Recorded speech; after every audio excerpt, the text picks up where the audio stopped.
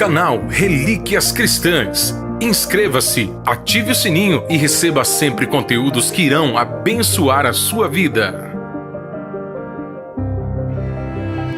No ano de 1999, no Gideões, pastor Marco Feliciano relatou a experiência que teve quando o próprio Deus fez ele ficar em jejum e oração para enfrentar uma igreja onde o pastor não queria que a verdade fosse pregada. Seja impactado e escute você também o Espírito Santo te chamando para orar. O poder moral é um pouquinho mais perigoso que o poder físico. O poder moral nos fala do nome, nos fala do sobrenome. O poder moral nos fala da carteirinha, da credencial que temos. O poder moral nos fala da família em que pertencemos na igreja, principalmente se o dízimo é maior ou é menor. O poder moral, maldito é o homem que se estriba em cima dele, que acha porque é filho do doutor fulano de tal pode fazer missões. Missões não são a missão não é hereditária, irmão. A chamada divina não é hereditária. Deus pode sim levantar um filho do pastor para ser pastor também, mas isso não é regra.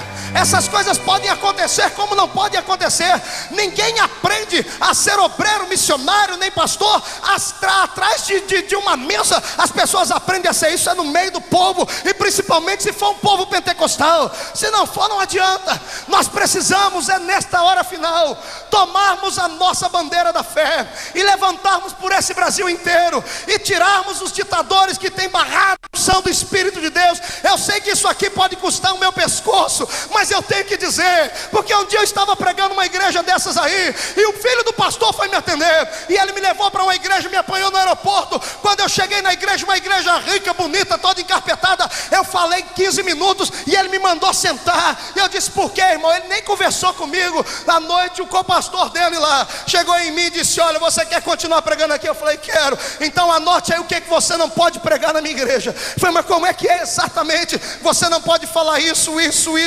Não podia profetizar, irmãos, não podia gritar, não podia sair fora do microfone ali, não podia deixar o Espírito me revelar. Eles tinham que ver o esboço da minha mensagem antes. E eu falei: irmão, e se eu não fizer nada disso? Ele disse: olha, ele mandou você sentar, agora ele vai te mandar embora. Me deu uma tristeza na alma, irmãos. E eu falei: meu Deus, essa não é a Assembleia de Deus que eu nasci. Eu sei que eu nasci numa cidadezinha do interior lá em Orlândia, e o meu povo está aí por meio espalhado. É uma cidadezinha pequenininha. Não, eu fui crescido na Vila Tatu da minha cidade, de roupinha rasgada, mas a minha igreja era cheia de fogo, tomada na unção do Espírito.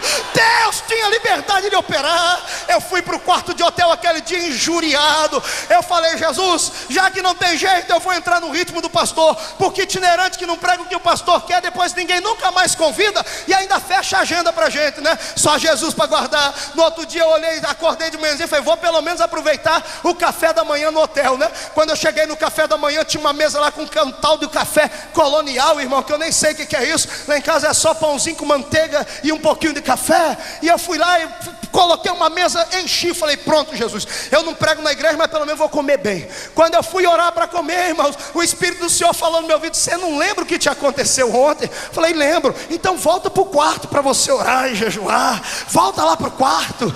E eu olhei para aquela mesa de café, dei uma lambida nos beiços, e eu falei: então até logo o cafezinho. Voltei para o quarto e orei. Na hora do almoço estou eu descendo lá, e tinha muita carne assada. O cheiro do restaurante chegava lá no apartamento onde eu estava. Quando eu abri a porta do restaurante, olhei assim, era carne que voava para tudo quanto é lado. Meu estômago já estava nas costas mesmo. Falei: é hoje, Jesus, obrigado. Quando eu dobrei, eu sentei ali na mesa, fui fazer a oração de agradecimento. O garçom parou para esperar eu fazer a oração, e quando eu terminei de orar, o Espírito do Senhor falou: o que você está fazendo aí ainda? Falei: Senhor, estou com fome. Vai para o quarto orar e jejuar, meu filho. Vai orar e jejuar. Eu olhei para o garçom, falei: Senhor, me dá licença, eu vou para o quarto me retirar. O garçom deve ter achado que eu era pneu da cabeça. Quando foi 6 horas da tarde, eu desci para jantar. Aí eu já fui esperto, né? Fui ouvindo: bom, agora ninguém falou comigo, agora eu vou poder jantar. Quando eu cheguei na porta do restaurante, não servimos janta de sábado. Eu falei: oh Jesus, eu te agradeço. Cheguei no culto, irmão, com o estômago aqui atrás. Quando eu dobrei o meu joelho lá no púlpito, o Espírito do Senhor veio sobre mim. Ele me encobriu como um manto de glória e disse: filho, eu vou fazer aqui hoje coisas que há 10 anos eu não faço nesse lugar, porque a minha presença precisa voltar.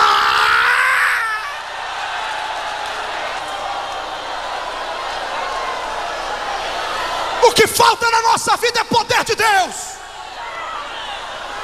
É unção e autoridade de Deus.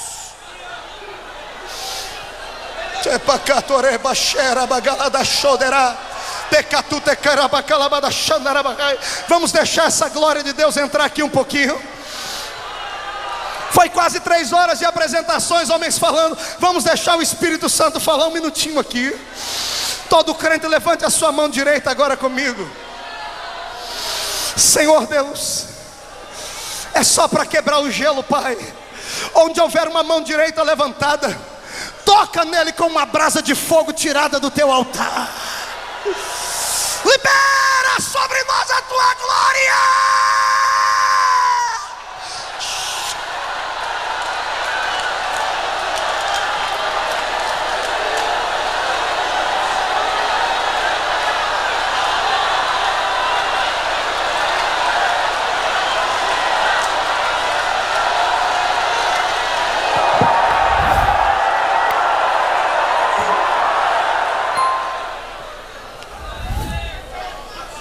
Eu cheguei em Londres para pregar na Inglaterra, ali em Kensington.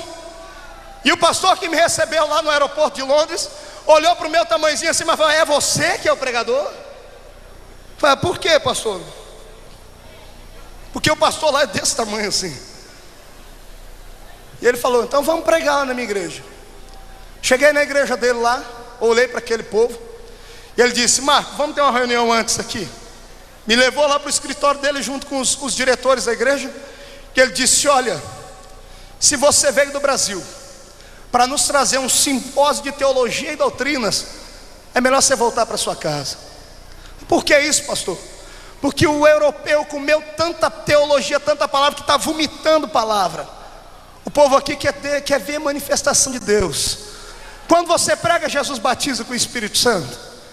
Por quê? Porque se Jesus batizar com o Espírito Santo, você vai poder pregar. Porque há 10 anos Jesus não batiza aqui.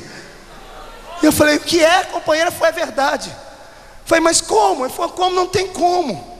O dinheiro, o europeu é rico, o europeu tem muitas posses. Cheguei em Portugal para pregar na igreja em Aspuja, ali do lado de Lisboa, mesma coisa. Fui pregar no púlpito, o pastor me chamou do lado e disse assim, só que ele foi mais na carne, né? Ele disse: irmão, o irmão vai pregar, o irmão é brasileiro, nós conhecemos brasileiro, né? Brasileiro tem sangue latino, pula, grita. Os europeus não, os europeus são mais fechados, os europeus são um povo mais clássico, os europeus são um povo mais estudado, o europeu fala 3, 4 idiomas, e o meu povo aqui, eles ouvem bastante, eles não são muito de se expressar. E eu peguei o microfone para pregar. Quando eu olhei para aquele povo, o Espírito Santo falou: meu filho, isso não tem nada a ver com o europeu, não tem nada a ver com estudo, isso aí tem a ver com a frieza do Espírito. Se eles abrirem o coração, eu faço. E eu comecei a pregar igual os evangelistas do Brasil pregam. Sabe como é que prega evangelista da Assembleia de Deus do Brasil? Pula, grita, faz de tudo, acontece, profetiza, sai correndo no meio do povo. O povo ficou tudo assustado. Aí Jesus batizou 44 pessoas com o Espírito Santo na igreja. Aí o pastor português olhou para mim e disse: meu amigo, onde foi que você aprendeu a batizar o povo com o Espírito Santo? Eu caí na risada. Eu falei: irmão, eu estou em que igreja? Assembleia de Deus? Sim. Falei: quantos crentes tem a Assembleia de Deus de Portugal? Ele me disse: 15 mil membros de costa a costa. E eu falei: meu Deus, 15 mil membros é o que tem o meu campo lá no interior de Ribeirão Preto, onde eu congrego. E eu falei: em Portugal inteiro. E ele disse: Marco, nós estamos aqui debaixo de frieza. Os pregadores de fogo que chegaram aqui, os pastores colocaram no banco. Lá não pode se profetizar. E os crentes que profetizam foram colocados no banco. Aí depois ficam dizendo: não, é que as coisas mudaram, é que a Igreja Universal chegou lá e tomou conta. Não é nada disso. É que falta o Espírito de Deus na vida de todos. O Espírito Santo já não tem mais liberdade. O Espírito do Senhor não pode levantar mais um profeta que eles mandam calar a boca. Mas eu quero dizer a todos os gideões missionários aqui: se todos aqui neste ano saírem daqui com o propósito de serem uma atalaia na casa de Deus, vão começar a pôr fogo no Brasil inteiro. Vão começar a pôr fogo no Brasil inteiro. E Deus vai abençoar.